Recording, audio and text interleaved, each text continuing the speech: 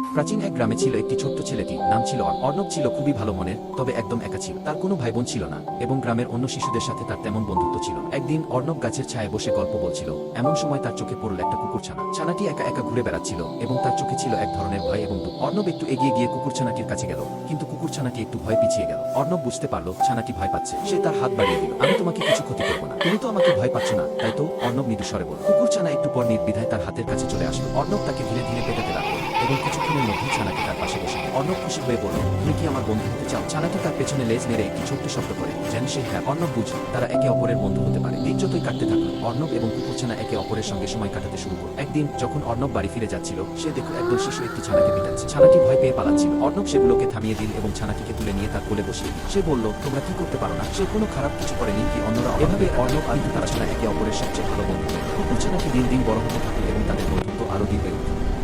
একদিন গ্রামে এক ভয়ানক ঝড়ের বৃষ্টি এবং বাতাস এতটাই তীব্র ছিল যে সবাই তাদের ঘরে নিরাপদে ছিল। কিন্তু অর্ণবের ঘরটিতে কিছু ক্ষতি হয়েছিল এবং তার মা বাবা বাইরে গেলেও ফিরে আসছিলেন না। অর্ণব তখন বুঝতে পারে যে তাকে ঘরের বাইরে যেতে হবে, কিন্তু সে ভয় পায় কারণ ঝড়ের সময় বাইরে বের হওয়া খুব বিপজ্জনক। হঠাৎ তার বন্ধু কুকুরটি তার পাশে এসে দাঁড়াল।